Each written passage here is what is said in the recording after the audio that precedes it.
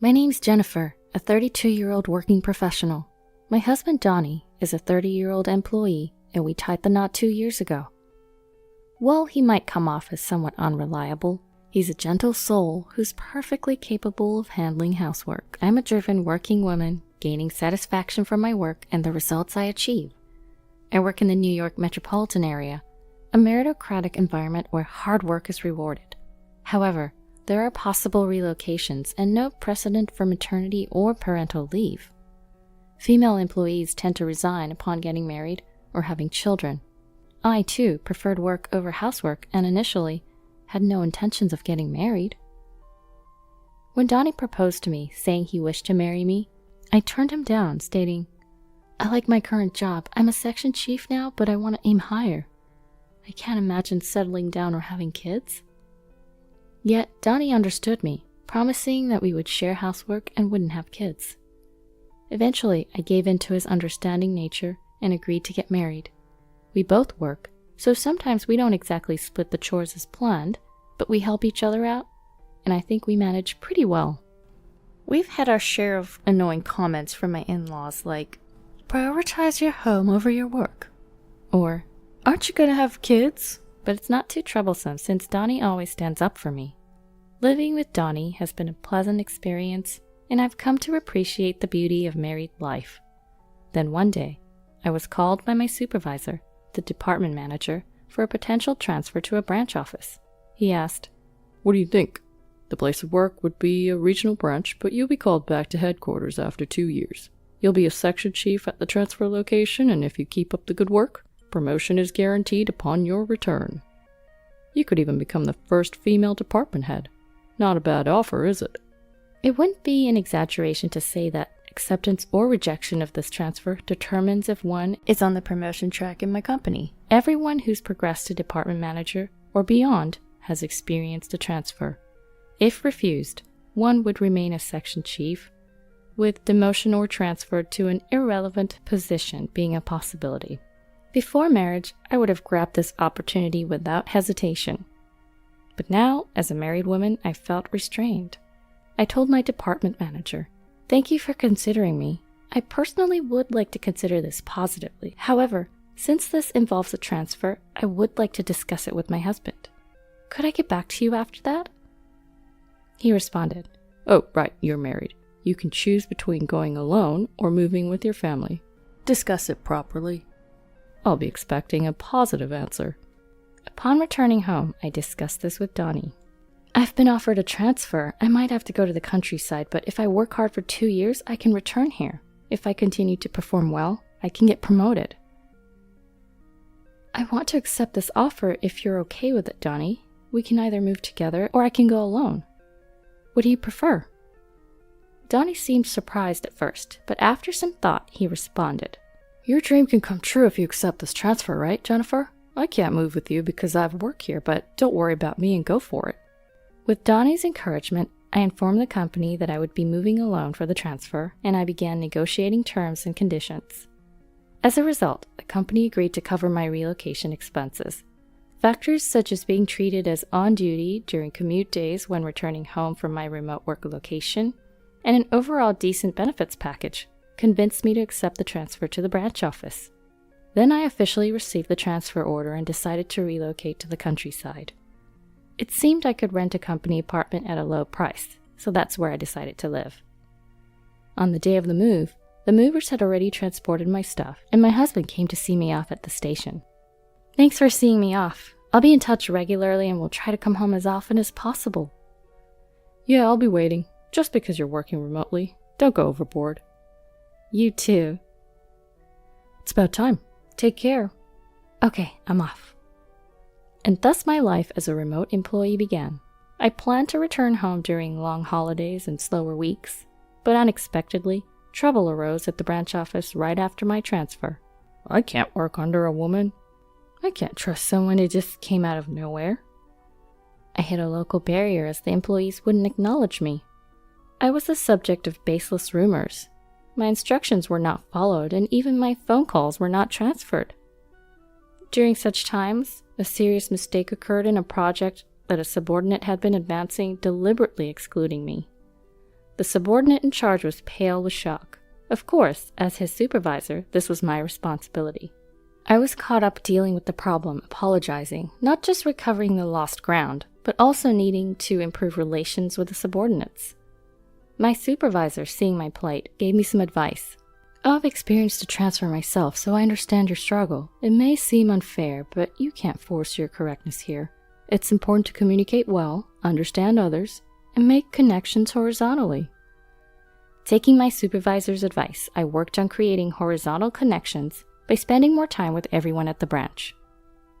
I had not joined the neighborhood association, but I learned that the company's rental housing was part of a neighborhood association group, so I joined there too. Before I knew it, I was struggling to find personal time and couldn't make it back to my home where my husband was waiting. I kept in touch with my husband, but after a few months of working remotely, it became difficult to reach him at night, by phone or through text. I'm working late every day because it's tough at work. I was tired and fell asleep. Since my husband said things like that, and I was also busy, I listened without suspecting anything. Focusing more on my work, I continued to immerse myself.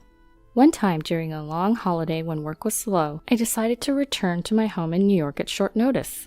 However, I couldn't reach my husband by phone or text, so I returned from my remote work location without notice. When I opened the door to my home for the first time after a long time, something felt odd. Then, a woman I didn't recognize rushed to the door, saying, "Justin, welcome back. If I knew you were coming home early, I would have prepared." The woman and I, seeing each other, were shocked into silence. Breaking the silence, the woman was the first to speak. "May I ask who you are?" "And who might you be? This is my home." "There must be some mistake. I live in this house." After arguing back and forth without resolution, we decided to step outside to check the house number. To my surprise, the nameplate was the custom one I had ordered. "The key fits, the nameplate's correct. This is my house. I'm gonna go in." "Wait, what do you mean? Stop it." Ignoring the woman's protests, I pushed past her and made my way into the house. Once inside, I noticed everything had changed. The curtains, the furniture, all the interiors. There was a framed photo in the living room of my husband and the woman at a theme park. Mugs I had never seen before in the kitchen. Unfamiliar toothbrushes and skin toner in the bathroom and women's shampoo and conditioner in the shower. The bed linen was a design I'd never seen before, and there was nothing of mine left in the wardrobe, just the woman's clothes. My husband's belongings were hidden in a room at the back of the house, as if the woman had moved in and taken over. While I was standing there shocked, I heard the front door open. "I'm home. Oh, Lola, did you invite a friend over?" "Justin, thank God you're back. This woman just barged into our house." The man that the woman had chosen as Justin was unmistakably my husband.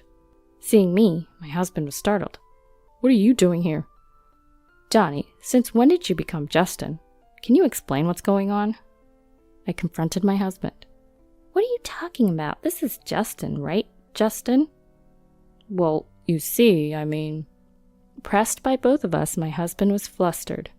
"Lola, this man's real name is Donnie. Isn't that what's written on your driver's license? And I'm Donnie's wife, Jennifer." "That's a lie. He said he was divorced." "Donnie, you're going to explain everything clearly, right?" "Jennifer, you hadn't come home much and I was lonely, so I casually signed up for a dating app and met Lola." "I see. So Justin is your alias on the dating app?" "No, that's not it. I thought it would be a problem if my real name came out, so I used a fake name, keeping my last name the same." "And why did you lie about being divorced?" "In Lola's dating app profile it said, 'I've only ever attended all-girls schools and have never dated a man before. Looking for someone who's willing to be serious about a relationship with the goal of marriage.' That really tugged at my heartstrings, so I lied about being divorced to woo Lola, hinting at marriage, and we started living together." "Huh? Why would you do something like that?" At that point, my husband defiantly started to justify his actions. "It's your fault for always being away for work. It's natural for a man to desire a woman. We've been leading separate lives because of your business assignment and the overtime and weekend work. I just wanted a warm home where my wife would be waiting for me with dinner ready when I come home." I was shocked at this confession, as I'd always thought of my husband as understanding towards my work. But that doesn't make what you did right. What you did is the lowest of the low. If you wanted to be with another woman, you should have divorced me first. Why didn't you do the right thing? I loved you both. I never planned on leaving either of you. After all you've done, it was obvious I would find out when I came back. It's unbelievable that you thought you could hide and deceive me. What? It's your fault for breaking your promise and not coming back here. If you'd just come back, I wouldn't have even thought about cheating. What the heck? I've explained to you that work has been really tough and I couldn't help it. Our argument devolved into a shouting match, while the woman my husband was cheating with stood there, pale as a ghost. The other woman realized she'd been deceived by a married man and dragged into his childish game. So it was all a lie. You've made a fool of me. I'm leaving right now. Lola, wait, it's not what you think. My husband tried to stop the other woman, who was packing her things and about to leave, but his attempt was brushed off. Don't touch me with your filthy hands. I can't believe a single word you say. Cursing my husband, the other woman left for her parents' home. I decided to punish my husband for this, gathering as much evidence as I could and bringing it back with me. Once I returned to my work assignment, the first thing I did was hire a detective to investigate my husband's mistress. The investigation revealed the woman was the daughter of an executive at my husband's business partner. I had a lawyer send documents proving the affair to both my husband's home and the other woman's parents. Upon receiving the documents, my husband protested, saying he didn't want a divorce.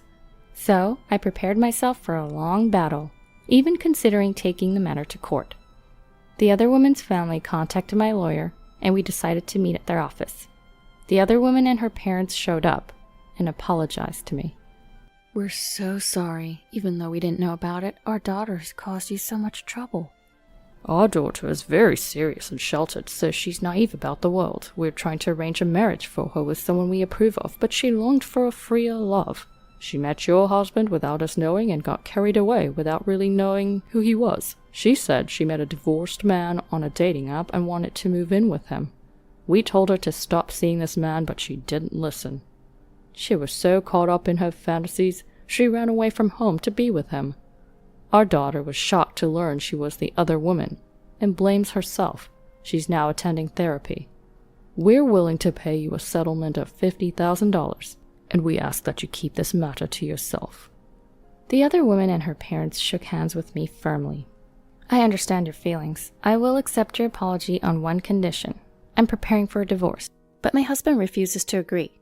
If you're willing to cooperate when it comes to providing testimony if this goes to trial, I'll agree to the settlement. Okay, we'll cooperate, but our daughter is young and we don't want a permanent record if this goes to court. Is there any other way we could assist you in punishing him?